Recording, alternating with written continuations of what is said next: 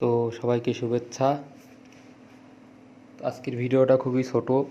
আজকে আমার কাছে যেটা আসছে সেটা হচ্ছে ওই ভ্যানে বা রিক্সা ফেরি করে বেড়ায়, ফেরি করে বিক্রি করে এরকম ল্যাম্প হারিকেন এই রিলেটেড একটি কাজ আসছে।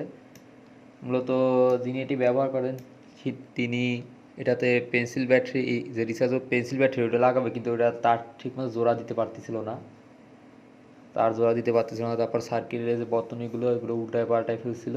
তো পরবর্তীতে আমি এগুলো ফিক্সড করে টেস্ট করি।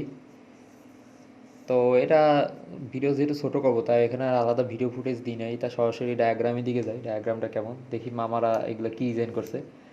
তো ওনারা যেটা ডিজাইন করছে সেটা মূলত প্রথমে এটি সিম্পল ইন্ডিকেটর দেয়, যেটা হচ্ছে 1K রেজিস্ট্যান্স, সাথে এটি লাল রঙের এলইডি যুক্ত থাকে। আর আউটসোর্স বর্তনী তো 5 ভোল্ট দেওয়া থাকবে, যেটা মোবাইলে চার্জারে দিয়ে চার্জ দেওয়া হয় 5 ভোল্ট। আর এটাকে মোবাইলের চার্জারের মাধ্যমে সরাসরি ব্যাটারিটাকে চার্জ দেওয়ার জন্য যেটা করে সেটা হচ্ছে একটি ডায়োড সংযুক্ত করে, 1N4007 ডায়োড।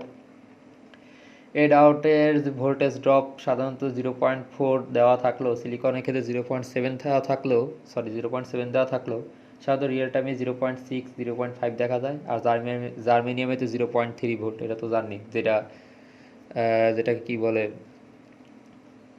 যাই হোক এটারে জাংশন ব্রেকডাউন ভোল্টেজ আর কি, মনে পড়ছে জাংশন ব্রেকডাউন ভোল্টেজ। এখানে হচ্ছে 0.6 ধরা যায়। তো 0.6 ধরলে যেহেতু এটা ভোল্টেজ 0.6 ভোল্ট খাচ্ছে, তাহলে এখানে এই বিন্দুতে আসে 0.44 ভোল্ট, যেটা ম্যাক্সিমাম ক্যাপাসিটিতে ব্যাটারিটি চার্জ করতে পারে। তবে একটা জিনিস উল্লেখ্য যে সর্বোচ্চ 4.2 ভোল্টই অ্যানাফ। 4.4 ভোল্টের ওভার হয়ে গেলে তাহলে ব্যাটারি বিস্ফোরণ হওয়ার সম্ভাবনা থাকে, যেহেতু ওভার চার্জিং হয়। এখানে অনেক সিম্পলভাবে বানাইছে, কোনো প্রোটেকশন নাই, কম বাজেটের জন্য এটা বানানো। তারপর একটি সুইচ থাকে, সুইচের মাধ্যমে খালি এলইডিটাকে নিয়ন্ত্রণ করা যায়। এই হচ্ছে এই বেসিক প্রিন্সিপাল, এগুলাই কম দামে তারা বিক্রি করে। তো আমার এটা ঠিক করতে বেশিক্ষণ লাগে নাই। আমি এই যে ব্যাটারিটা লাগাইছি, তবে অনেক সময় যখন রাং লাগতে চায় না, তখন আমার কাছে হাইড্রোক্লোরিক অ্যাসিড আছে, হাইড্রোক্লোরিক অ্যাসিড উপরে দিয়ে একটু দেওয়ার পরে তখন রাং ধরলে তখন রাং দ্রুত ধরে যায় ওর সাথে। মূলত হাইড্রোক্লোরিক অ্যাসিড এই কারণে আমি রাখি।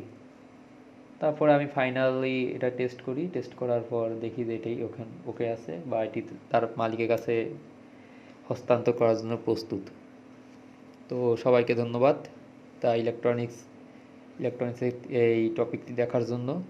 এটি আমাদের দৈনন্দিন জীবনেও খুবই কাজে লাগে। চার্জিং ল্যাম্প ট্যাম্প এগুলো আমাদের দৈনন্দিন জীবনেরই একটি অংশ। তাই আমি এটি আমার ইলেকট্রনিক্স ইঞ্জিনিয়ারিংয়ের প্লে লিস্টে এটি আজকে আপলোড করে দিলাম। তো সবাইকে ধন্যবাদ।